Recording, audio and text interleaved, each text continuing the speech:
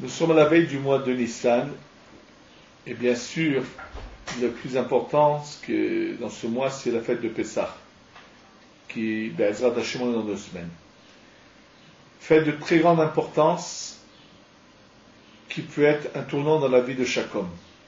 Alors nous allons commencer d'abord à expliquer le sens de qu'est-ce qu'est l'obligation de raconter la sortie d'Égypte. C'est l'obligation qu'on a mis la Torah. En fait, le soir de Pessah, nous avons 2 mitzvot, 2 commandements qui sont des commandements de la Torah. Un des commandements est de raconter l'histoire de la sortie d'Égypte, et le deuxième est de manger de la matzah. Là-dessus, nous reviendrons après. En ce qui concerne l'histoire de la sortie d'Égypte, bien sûr, question qui saute aux yeux, c'est que en quoi est-il nécessaire de raconter des souvenirs, des choses passées, surtout que nous sommes de nouveau en exil. Bien sûr, je ne parle même pas de ceux qui vivent encore en dehors d'Eretz Israël, que pour eux c'est sûr qu'ils sont dans le galout et dans l'exil, et qu'on le veuille ou pas, c'est une réalité. Mais même nous, ici en Eretz Israël, nous sommes encore malheureusement en galout. La preuve, c'est qu'on ne peut pas faire ce qu'on veut, on ne peut pas s'installer où on va en Eretz Israël. Nous sommes encore en galout pour plusieurs raisons. Alors, quel est ce sens de cette mitzvah de raconter l'histoire de la sortie d'Égypte? Pour mieux comprendre la question, un exemple très simple, prenons l'exemple d'un jeune qui commence à travailler très tôt, qui n'a pas fait d'études, qui travaille dur chez un patron, qui est malmené. Et voilà que lorsqu'il a 30 ans, il arrive à devenir indépendant, à s'ouvrir un petit commerce, il est patron, mais ça dure que 2 ans.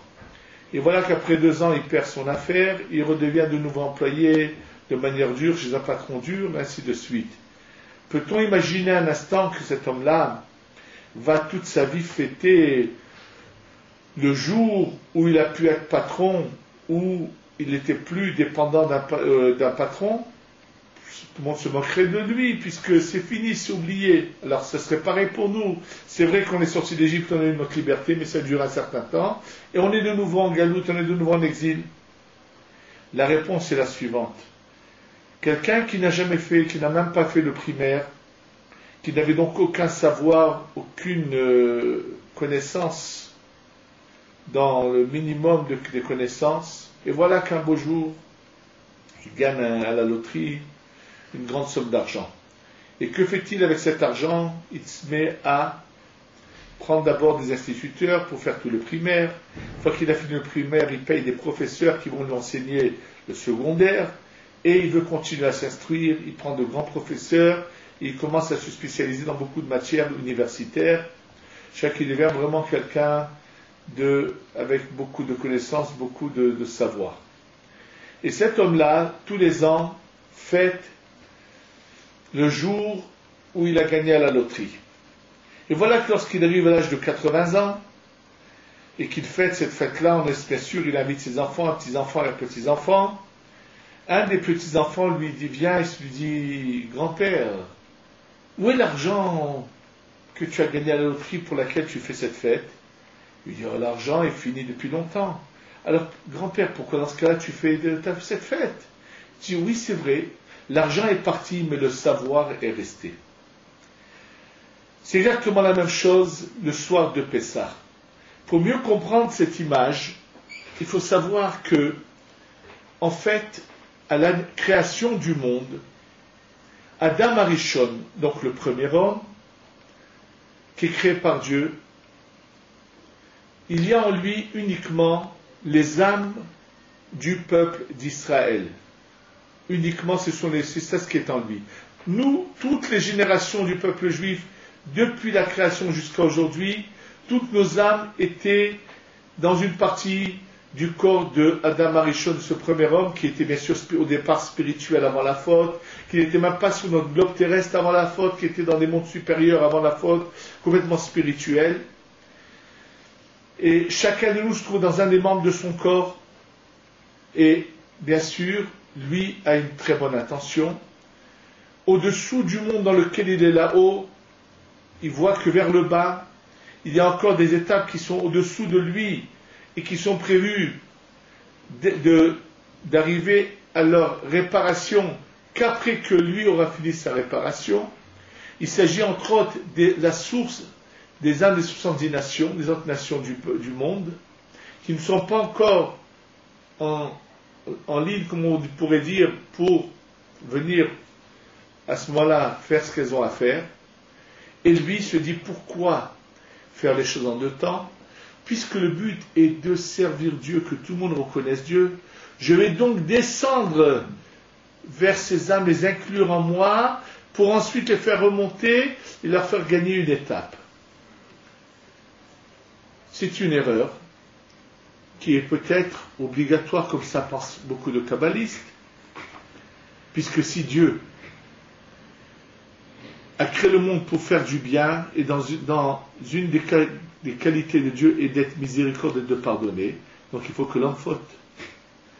Et donc il fait ce mélange, qui donc va être le mélange qui va inclure en lui toutes les fautes, toutes les âmes, des nations, avec les âmes du peuple juif. Et c'est pour cela que vont naître un mélange. Il n'y a pas de différence au départ de la création, et cela va durer pendant plusieurs générations. Mais quel va être le résultat de cette action d'Adam Arishon? C'est que toutes les âmes négatives qui ne sont pas encore aptes à se réparer vont avoir le dessus sur ces âmes qui étaient dans l'âme Arishon, qui étaient bonnes, et vont les obliger à se soumettre à leurs désirs, à eux, à faire du mal. C'est pour ça qu'on a des générations telles que la génération de la faute où le déluge arrive ensuite par cause de leur faute, ou celle de la tour de Babylonie, et ainsi de suite. Donc cette idée d'Adam Arishon, ce mélange, ne réussit pas du tout. Et là, Dieu dit, voit que si ça continue, le monde va être détruit, tout va être perdu. Donc il faut réparer les choses et les remettre à leur place. Adam Arishon revient lui en réincarnation dans Avraham, Yitzhak et Yaakov. Donc déjà par la faute d'Adam Arishon, les exils qui vont permettre la séparation de toutes ces âmes qui ont été mélangées sont déjà obligatoires. C'est obligatoire que ça vienne. C'est de là que tout commence. Et donc Adam Arishon revient, son âme se partage en trois, il est réincarné dans Avraham, Yitzhak et Yaakov. Et là commence la séparation des âmes qui étaient au sommet du crâne d'Adam Arishon, qu'on appelle le Keter, la couronne, qui est en fait la source de l'âme qui est à l'intérieur, qui se trouve là au-dessus de la tête, que nous ne voyons pas, mais qui en réalité ont bien sûr, là c'est le côté le plus haut des âmes qu'il y avait dans Adam Arishon. Pendant cet exil d'Égypte, ça va être la séparation. Avant l'exil d'Égypte, il n'y a pas à qui donner la Torah, il n'y a rien à faire, il n'y a pas de Torah à donner. À qui on va la donner la Torah avant l'exil d'Égypte? Et là, quand enfin va naître le peuple juif, donc en Égypte, il y a une séparation, cette naissance qui vient de Yaakov, qui passe en Égypte. Là, les âmes se séparent, vont naître ce noyau, cette source, cette racine du peuple juif va naître là, et c'est à eux que va donner la Torah. Donc, en fait, à la sortie d'Égypte, il se passe quelque chose de très important, c'est qu'il y a la libération non seulement des corps du peuple juif, mais également de leur âme. La naissance de l'identité du peuple juif commence à ce moment-là. Et là, le peuple reçoit la Torah, donc il a reçu, il a son identité vient de naître, et dans les autres exils, ce qui va repartir en exil, c'est uniquement le corps, mais l'âme, celui qui veut rester un bon juif pourra le rester, personne ne pourra, on peut le tuer, mais on ne peut pas lui retirer son judaïsme. Et à chaque fois que nous accomplissons une mitzvah, c'est en souvenir de cette naissance, c'est pour ça que nous mentionnons le souvenir de la sortie d'Égypte. Le problème est que l'homme, petit à petit, par l'influence néfaste et l'influence mauvaise de son entourage, de la culture dans laquelle il vit dans le monde, est en train petit à petit de se laisser glisser et de nouveau faire rentrer son âme en exil. L'homme est souvent esclave de beaucoup de vices, de beaucoup de problèmes. Prenons l'exemple de celui qui est fou de voiture, qui passera par exemple son temps à sticker une voiture, ou bien qui passera son temps à gagner de l'argent, à travailler dur, que pour changer constamment de voiture. Ou prenons l'exemple de celui qui est fou du football, donc qui passera son temps, au lieu de savoir gérer sa vie, à être devant les matchs, devant sa télé, oublier tout ce qu'il a autour de lui, sa famille, ses enfants, son travail, sa santé, et ainsi de suite. Prenons l'exemple de celui qui pourra avoir un vêtement qui a une griffe particulière, mettra un argent fou. Prenons celui qui ira travailler dur pour que sa maison ait une apparence comme ci ou comme ça. Donc finalement, la pierre le serve, il va être l'esclave de la pierre, et ainsi de suite. L'homme a beaucoup de servitude, où c'est son âme qui devient le serviteur qui est de nouveau en exil. Une fois par an, Dieu refait vivre ce moment historique, fait redescendre cette lumière qui a aidé ce peuple à sortir de son exil, non seulement physique, mais également spirituel. Son âme est sortie de cet exil, de cette culture idolâtre égyptienne, pour enfin devenir le peuple juif. Et c'est exactement chaque année ce qui se passe. Et c'est ça chaque année qui se passe le soir de Pessah. Cette lumière réapparaît, Dieu nous l'envoie, si nous pouvions la voir, on verrait une lumière énorme, forte, comme on n'en a jamais dans aucune nuit de l'année. Cette lumière nous arrive chaque Shabbat, qu'après la prière du Moussaf. Et là, le soir de Pessah, elle est déjà là le soir, elle est déjà là présente.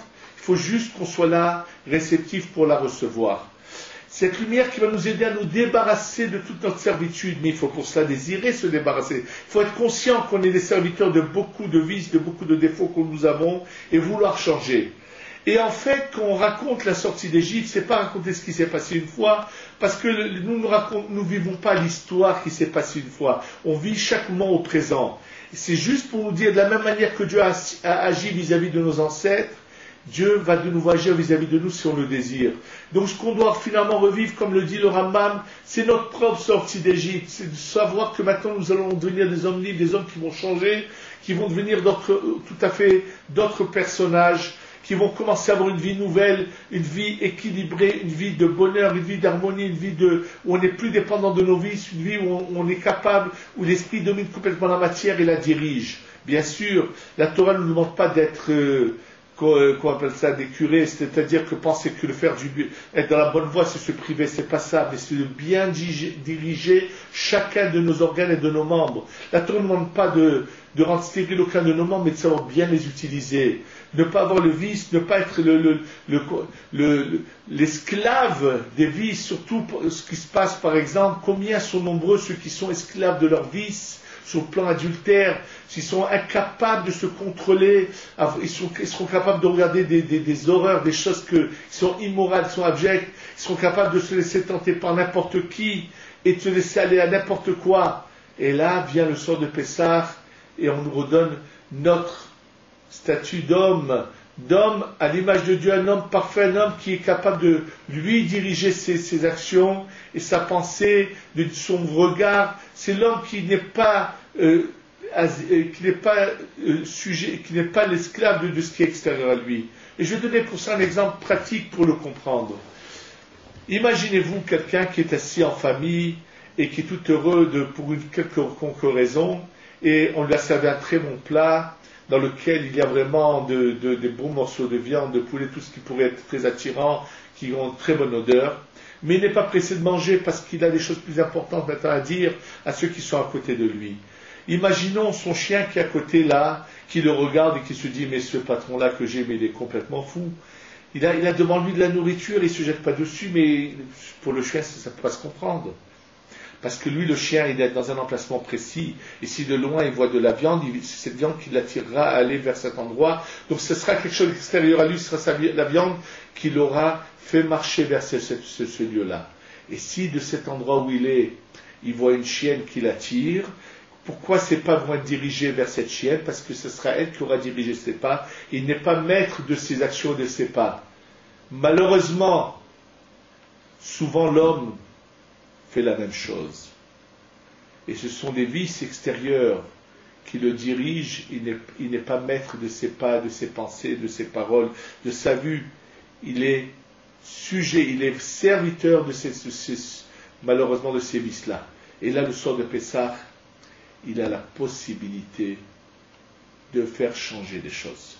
C'est ça, raconter l'histoire de la sortie d'Égypte, c'est de vivre sa propre sortie d'Égypte, comme dit le Rambam. C'est nous qui étions il y a 5 minutes des serviteurs dans notre Égypte à nous, parce que le mot Mitzraïm en hébreu veut dire dans l'étroitesse, renfermé dans quelque chose. Et Hachem vient et nous sauve et nous aide pour ceux qui le désirent à sortir de tout cela.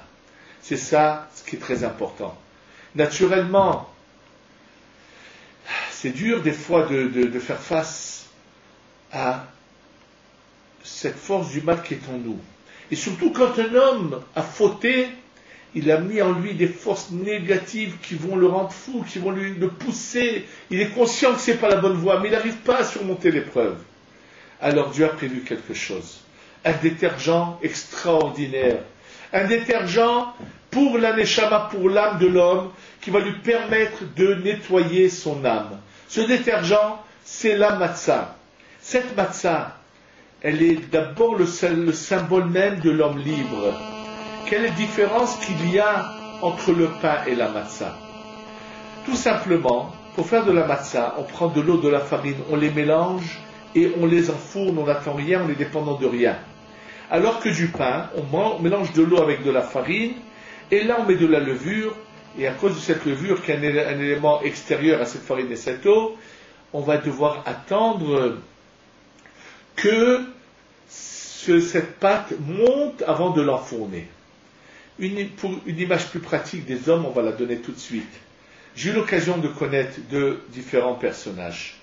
Un certain personnage qui vivait au Canada, à Toronto, et qui à chaque fois qu'il venait ici en Israël pour une quelconque raison, que je le voyais, c'est avec des larmes qu'il me disait « Rav David, s'il te plaît, prie pour moi, pour que je puisse faire ma aliyah, quitter le Canada et venir m'installer en Israël. » Alors, un peu surpris de sa demande, je lui dis « Mais quel est le problème? Tu es déjà là, tu prends tes affaires et tu viens. » Il me dit « Non, pas possible. Pourquoi? Parce que j'ai une maison de 3 étages là-bas.